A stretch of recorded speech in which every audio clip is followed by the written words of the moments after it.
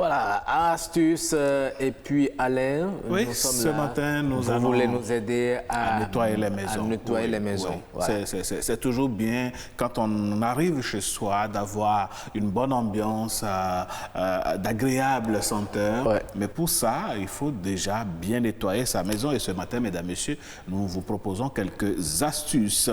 Utilisez du dentifrice pour enlever les traces de crayon sur les murs. Vous savez, les enfants parfois s'amusent à... Dentifrice pour enlever les traces de crayon. Oui.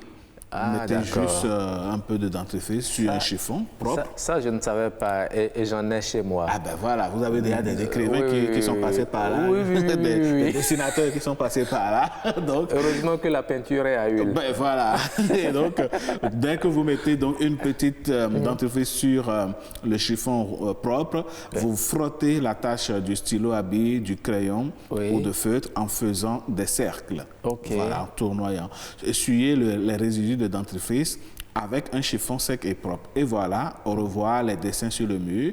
Et grâce à cette astuce, votre mur est impeccable. Super. Et vous n'avez pas besoin de repeindre pour cacher les dessins ou les bêtises des enfants. Et c'est quand même plus économique. Utilisez du coton-tige imbibé de vinaigre blanc pour nettoyer votre clavier. Vous savez, les claviers d'ordinateur... Vous voyez comment c'est devenu propre. Voilà, les claviers d'ordinateur sont assez sales. Voilà, pour nettoyer un clavier sale, pas besoin de produits spéciaux. Hein. Nous avons juste deux astuces très efficaces. Et puis, bon, vous prenez entre les touches, humidifiez très légèrement du coton-tige avec du vinaigre blanc. Et puis, passez le coton-tige sur les touches. Passez-les entre les touches et le coton-tige est très pratique pour nettoyer donc entre les touches des claviers. D'accord. Sur les touches, utilisez un chiffon légèrement mouillé avec du vinaigre blanc. Bien entendu, ne versez pas le vinaigre blanc directement sur le clavier. Non, c'est très dangereux. D'un chiffon.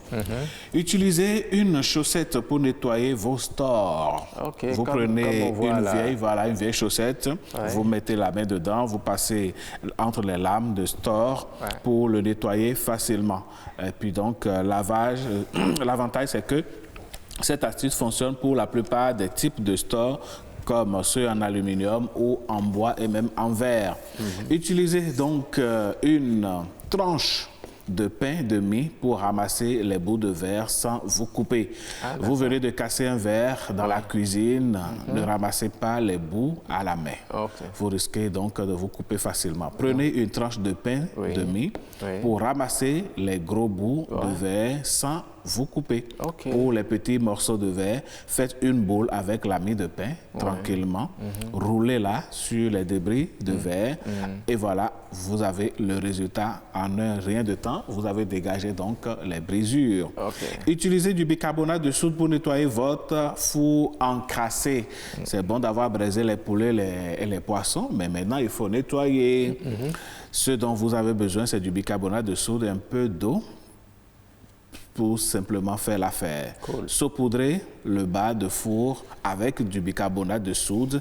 Ajoutez-y un peu d'eau par-dessus de façon à ce que votre four soit bien mouillé. Laissez ce mélange magique faire un effet toute la nuit. Le lendemain, grattez les parties incrustées à l'aide d'une spatule. Enfin, passez l'éponge avant de bien rincer le four. Si vous avez une lingerie, une lingette en microfibre du moins, passez-la après le rinçage. Pour dégraisser donc un four très gras, utilisez alors la même recette en ajoutant au bicarbonate des cristaux de soude. Et puis bon, voilà, le problème est réglé. Super, merci beaucoup. C'est moi. Vous avez apporté beaucoup à nos téléspectateurs. Même à moi, N'est-ce pas? J'ai été très studieux à vous écouter. Merci et beaucoup, je vais mettre en application certaines choses rapidement. Vous allez dire à mes petits à la maison que vous avez trouvé l'astuce pour effacer leur dessin. Non, si je leur dis ça, ils vont continuer. Mais seulement, ils vont constater que ça a disparu. Voilà, ça a disparu. Je vais faire le magicien. Voilà. Ils vont s'étonner, mais comment on peut pas comme ça seulement, abracadabra, c'est passé. Et puis c'est passé. Voilà, merci beaucoup. Je vous Alain. en prie.